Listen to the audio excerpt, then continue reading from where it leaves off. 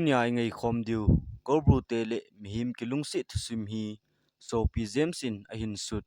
tusim ta a hin a chaina gei ngai chi din ka hin te mu ve mihim te le thile te ana chen khom ji danu le ana hlat khom ji danu hi pathin I ho masang wa bo ham tia kan gel a hin la to zong thile ten mihim te azidinga ana dei sa jing na lai uto kiseya thusim khat in sei khom kit diwa hi phar khat lai hin thileten mihim te asu gen thei u a hi lo le ana pui mong jiu thu ana ki za jing in hi ji chun pule pa ten bol thei chen ana bol uwa ana su thip zo u kum phobep zo hin ka khusung uwa nunga me hloi ta khat anu umin a hi keizong chapang cha ka hi na lai wang chun ama nu chu kan dei le in ama koma umding bo chu kana nomin hizi chun ama koma chun kom jing ta na hi ama chu mimel hoi a hi zi chun khutina go lang hon ahung hel jiu vin a hi le ama nu chun ananu pi zi pon hiti chun ama hel dingin pusal ho chu ni si in ahung jiu na hi ni khat hi ama zong bal lei lo ding chun me lei lang chu azon ta na hi bal lei noi chu sila a hi zi chun hilaya chun ken zong si ai ka ki hol zin hiti chun ke ni zong bal lei chun ka kon jil honi na hi ni khat zong hi ke zaw lo in bal lei a ding chun an kon do ta na hi le chini kho a chun si te la a hausalin te chapa ahung wa do in hi le hi chinu nga nu amu chun hoi asal he in aman zong thila a hi wang chun numai nu chu zia nei ding chun agong ta na hi ama zong mihim limin ahung do in numai nu chu a ho pin na zong a hin to pi na hi le hi chini chun ama nu zong mata in lam a hin zon ta na hi ama zong ong hlun chun amai so chu ke pa na mel a pu he in na hi le anu in zong boy nu tu ni chu itida nan hung wa na e ati na hi le aman zong he nu tu ni mata lo kan zo ale ko hung wa a hi e atin kisu thing ding chun achi ta na hi hichinya ke pat chun numai nu chu akhan chan dan le akisin sa dan ho chu nidang bangin om ta po na hi le humi te lungdan na chu ahung he pan ta na hi keizong ama nu komin ka chi ji na hi le e hin theida pan tan keizong ama koma nom hle zong leng e theida a hi pha chun keizong a komin kom thei ta po na hi zan khat hi keizong zan khang lai ta in zun thading chun kapon in a hi le hlan mo lam len langa mi khat achi su chu kamun ken zong zan hi zi chun kichin ta in kamu thei pon kalunggel hin te katin limsa in zong kanei pon hi azing ni khu ahung hitan keizong jingka mata a thoji ka hi zi chun kaga ki tho ta na hi le nunga nu anu chu ka inwa ahungin ke ei mu chun boy no unu hung do kha namu kha a hin ti chun ken zong kam kha poi ka ti na hi le ama zong thip chenin mun chom khanin achi ki ta na hi jing an kane taw vin hi le kapan zong na mei nu chu zan tha a ki pat na chu among e an ti chun ke zong ko hung kin dot nin zana kamu mi hem chu a hi ding chu ka hin ging mo ta na hi ken zong kapa ko min zana hlan mul langa mi khat achi su dan ho chu ka chei na hi le kapa zong agan na thei penin nunga nu te in chu azon pe ta na hi pa cham khat zoin ke zong kalung a the ji chun numai nu te in chu ka zon ta na hi le numai nu chu khoelowa ana I mut chu kaga muta na hi kapa in zong hitin a hin sein boy na u hi zan la na mu mi him to chun kilo ati na hi le ken zong aki vandan chu ka ve na hi le akilo ji chun he nge he pa a hi ye ka ti na hi le numei nu anu chun hitin a hin sei kit tai na u hi hlan mola hlan thum kop na mona chu analum a hi tia a hin sei chun katimul a ke tho zap zengin numei nu chu ka vengam po na hi sun lang ahung hita na hi le numei nu zong ahung khang be min hitin a hin sei tai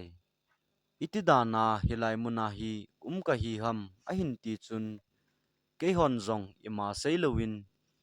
hiti chun amanu chu ka veden taw vin a hi nithum zo hin numei nu zong anu to an ahun pe hlonin numei nu chu hello ka in ahung mang tan hi chun anu zong ahung thi penin a hi le husunga aza phachan chu ama ho in chu adel taw vin a hi hitia anu aka jing phat chun ipiti ham tia ado lew achanu hetman lo ka a ahung man chu a chein a hi le khusung upa ho zong lungdong ta in om taw vin a hi kapan zong thempu ho khat do ding a hin ti ta na hi le humi te zong ahung nom taw vin thempu khat kom chun a chi taw vin a hi thempu pan zong om na mun ho chu a het a hi zi chun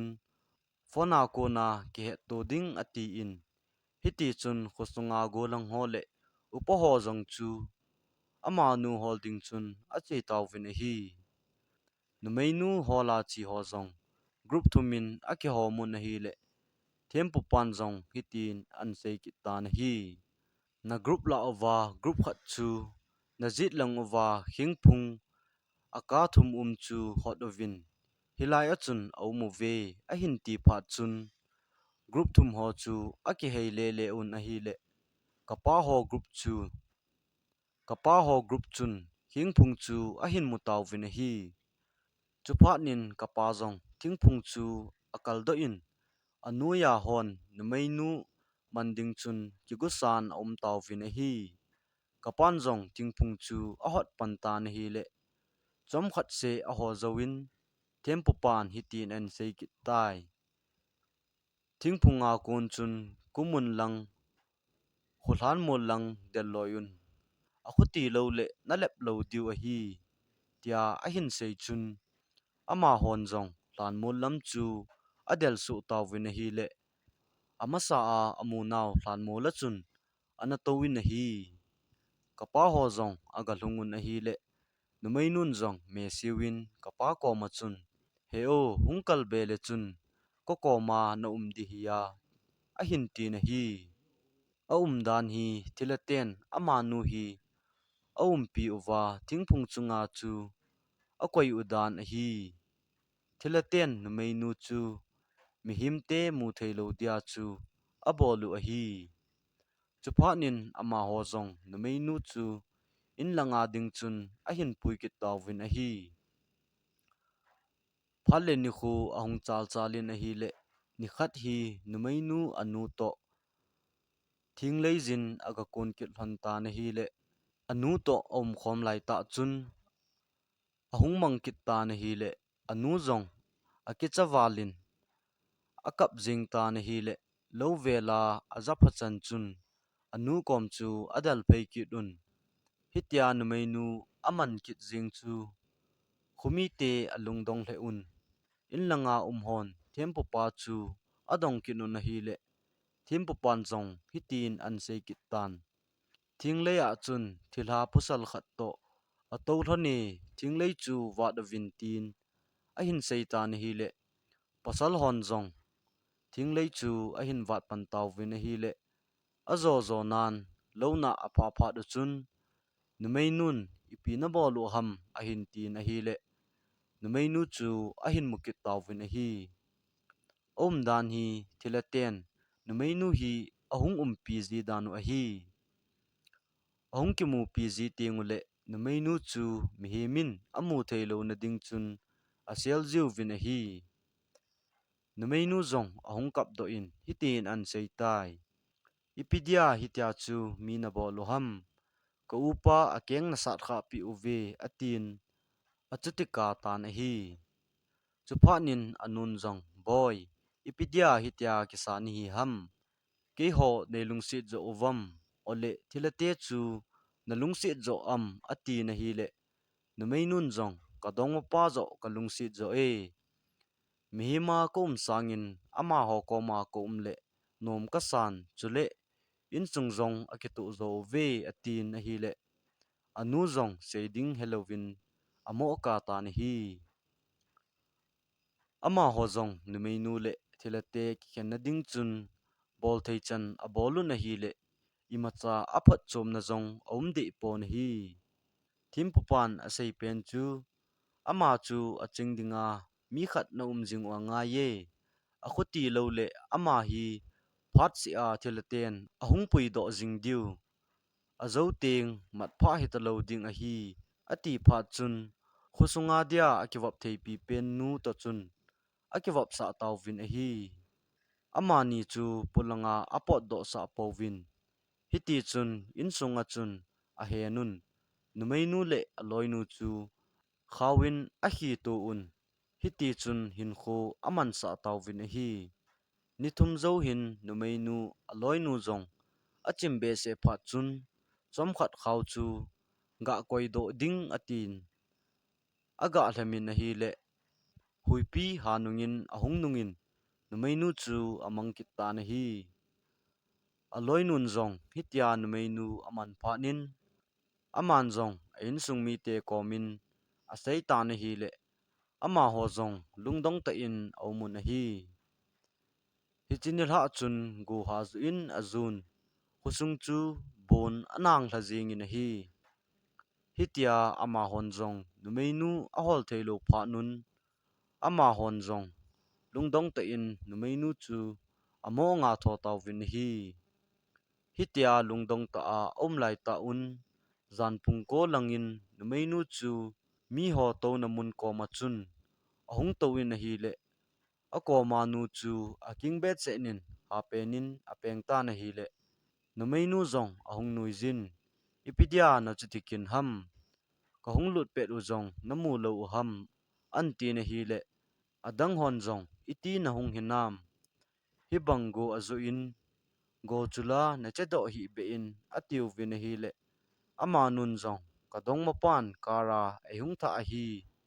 ati na hi le mi zo si zong chu lungdong ta in om taw vin a hi aman zong hitin an sei kit ta na hi jing na hla le ka dong ma pa le ain sung mi te cho ma hung diu a hi ke thu ma hung diu a hi tin a sei ta na hi le mi pi ho zong jing ni hla chu anga jing taw vin a hi